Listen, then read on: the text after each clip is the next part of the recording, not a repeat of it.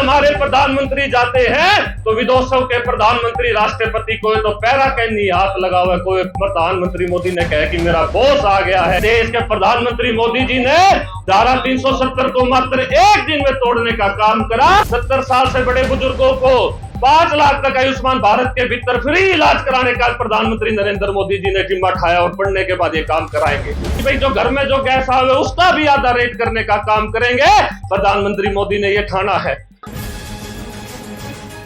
इस प्रकार आप लोगों ने 2014 में ये ठाना था, 2019 में ये ठाना था कि हमने देश के अंदर एक मजबूत प्रधानमंत्री बनाना है। नरेंद्र मोदी जी को आपने जिताना है, क्योंकि हमने जो पीछे 10 साल का कांग्रेस का राज देखा था, जिसमें रोज बम ब्लास्ट होया करते, रोज घोटाले सुना करते कि आज 2G हो गया, 4G हो गया, कोला घोटाला हो गया। और हम देखा करते कि कश्मीर के भीतर जहां हमारे हरियाणा के सबसे ज्यादा सिपाही पोस्टेड होया करें, कश्मीर के भीतर रोज हमारे सैनिकों के साथ दुष्ट व्यवहार होया करता, गोली मारने का काम करया करते। जब हमने ये ठाना था कि देश के अंदर एक मजबूत प्रधानमंत्री बनाने की जरूरत है, जब आप लोगों ने, मेरे बुजुर्गों ने, युवा साथियों ने नरेंद्र मोदी जी को प्रधानमंत्री बनाने का काम कराया था और डॉक्टर अरविंद शर्मा जी को यहां से रोहतक लोकसभा से विजय करने का काम कराया था। और मोदी बनने के बाद 10 साल के अंदर हमने देखा किस प्रकार देश इतना आगे बढ़ा, इतनी ठाठी उन्नति हुई। विदेशों में हमारे प्रधानमंत्री जाते हैं तो विदेशों के प्रधानमंत्री राष्ट्रपति को तो पैरा के नहीं हाथ लगा हुआ। कोई प्रधानमंत्री मोदी ने कहा कि मेरा बॉस आ गया है। ये जो ताकत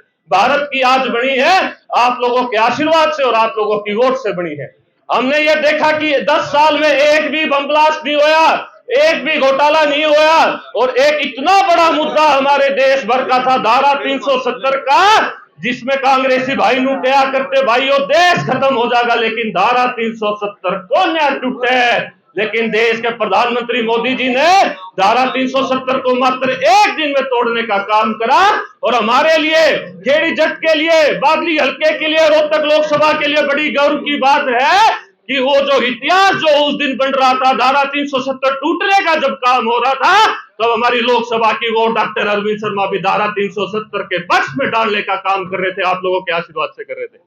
मैं आज आप लोगों से इतना अनुरोध करने आया हूं कि भाई हमारा इतना पुराना मुद्दा था राम मंदिर का, जिसमें हरियाणा का हर आदमी किसी ने मिले तो सबसे पहले राम राम क्या करे। हमारा सबसे बड़ा देवता हमारा भगवान राम, 500 साल से देश विरोधी ताकतों ने मस्जिद बना दी हमारी रामलला की धरती के ऊपर। कारसेवकों ने वो मंदिर तोड़ा तो 30 साल तक कांग्रेस के साथियों ने उस मंदिर के ऊपर टेंट बना के रखा, टेंट के अंदर हमारे रामलला रखने का काम करा। लेकिन हमने ये ठाना था, हर हिंदुओं की आस्था ने ठाना थी कि वहां पे एक भव्य राम मंदिर बने। और आप लोगों के आशीर्वाद से, आप लोगों की वोट से प्रधानमंत्री इतने सक्षम हुए, आज अयोध्या के अंदर भव्य राम मंदिर है। कोई भी जास के बढ़िया पूजा कर आज के बहुत ठाठी मूर्ति राम मंदिर की उधर स्थापित कर दी है।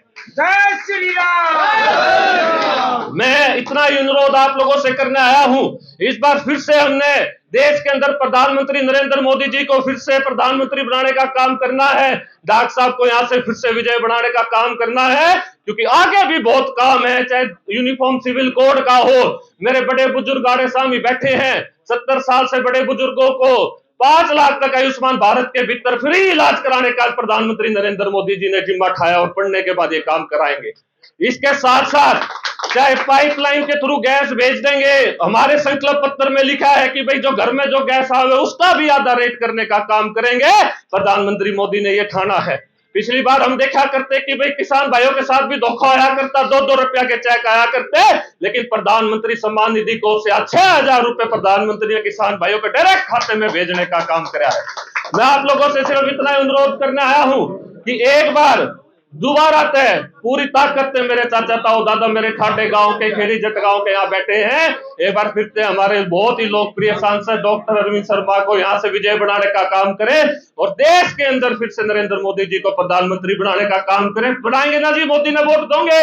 एक बार हाथ खड़े करके एक बार बता दो, बोलो भारत माता की, भारत माता की।